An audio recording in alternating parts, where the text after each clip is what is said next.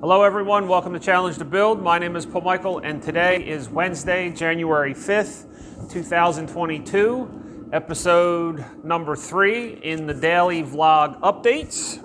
For tonight, I'm going to jump right back into the welding on the frame, followed by the grinding, and hopefully, if we're lucky, install the frame doublers on the bottom.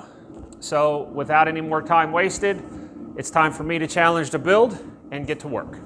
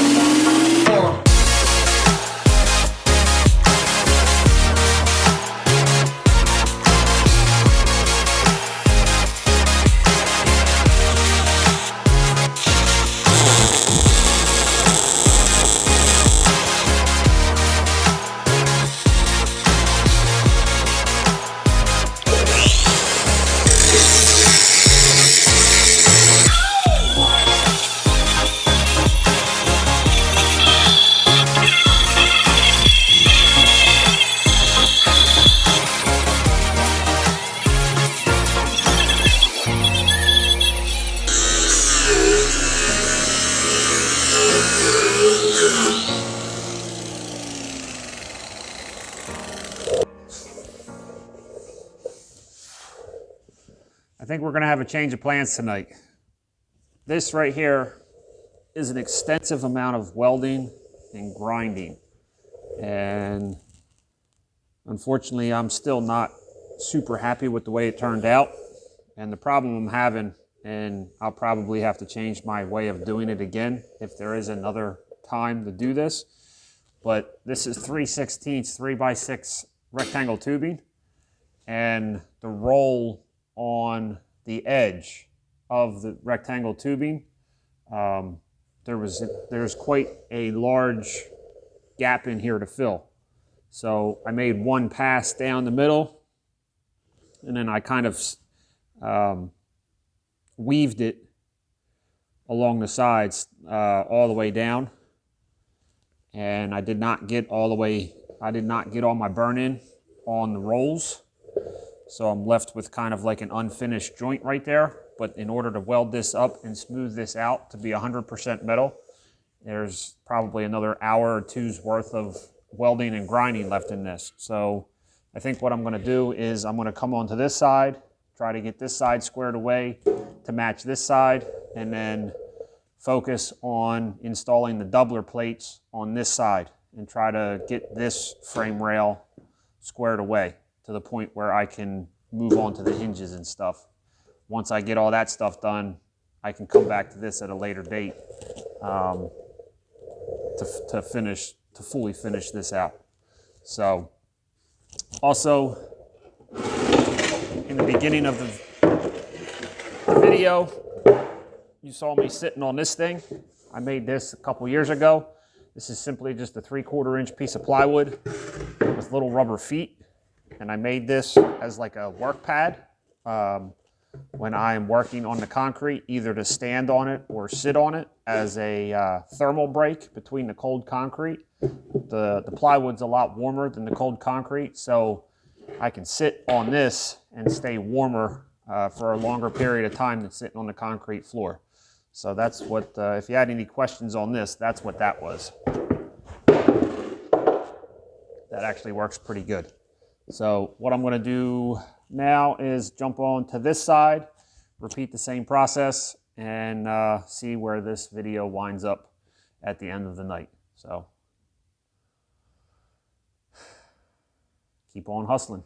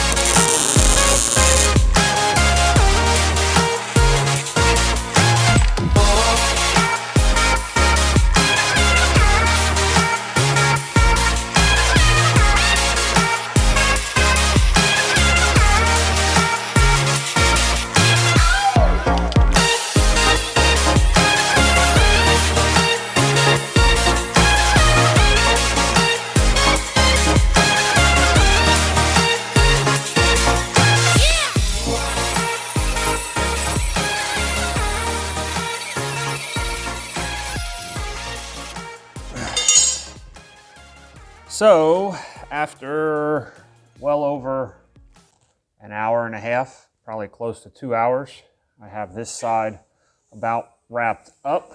I think we're at the point where it's going to have to be okay.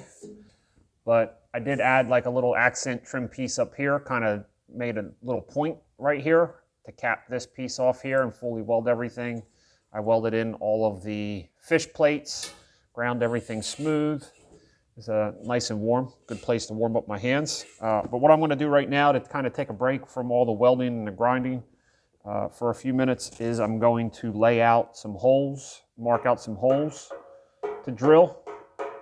So that way I can slide the fish plate in, or the doubler in here, clamp it in, and then plug weld it in here, and then also plug seam weld it here and in the back. So that is what I'm going to do.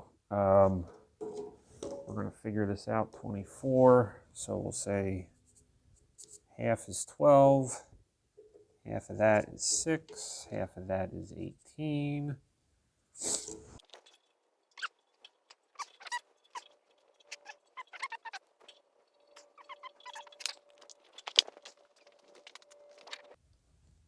So I'm going to start with a 1/4 inch drill bit. And then I'm going to re-drill them to a 3/8 bit.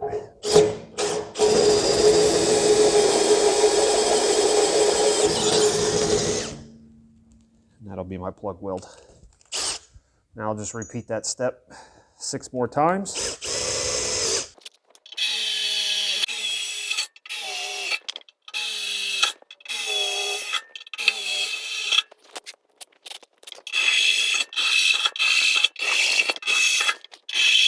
Easy enough. Now I'll just repeat the same process on the opposite side and then clean up the plates, slide them in, get everything clamped up, and then weld them in. So now that I got the holes drilled in the frame, what I'm going to do is go ahead and clean these up real quick. These are actually the doubler plates. I'm going to put a bevel on the one edge on either side and then clean up the one face so that way I can weld everything nice and clean once it's in the truck. And I think this will be the last thing that I'm going to do for the night. So let me get these cleaned up and get them in.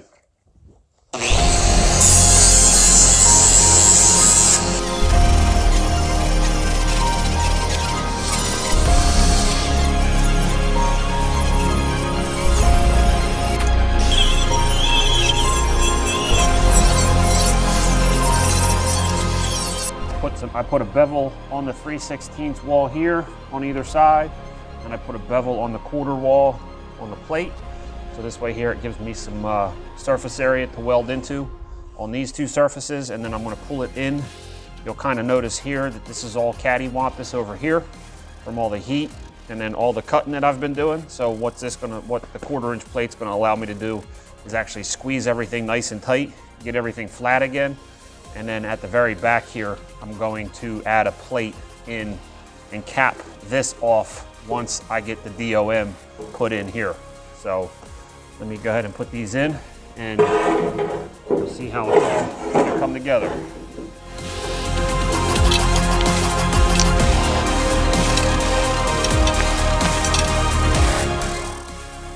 Kind of embarrassed about how bad this is, but it's a reality show. So, and the reality is I messed up doing this back half.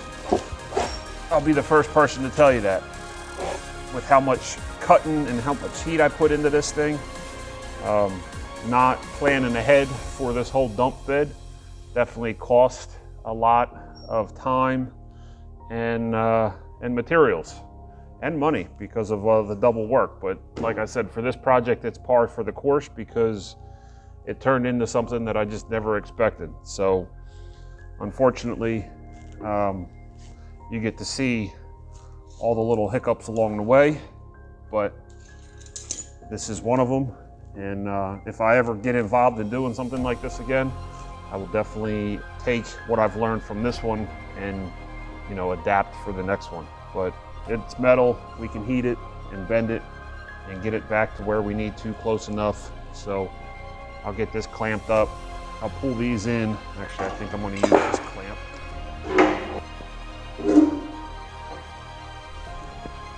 Squeeze them in. Put the first one on.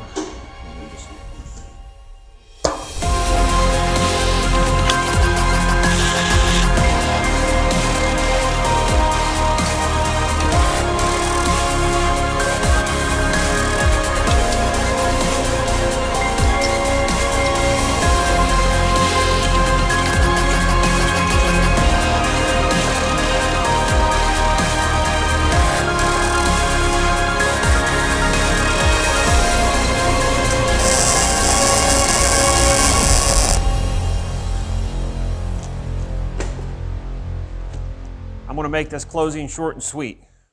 That was a lot of work. There still is a lot of work left to do. So make sure you tune in episode 4 when we can continue working on the frame and the doublers. Until then, I want you to go out and challenge your build. My name is Paul Michael. I'll see you in the next video.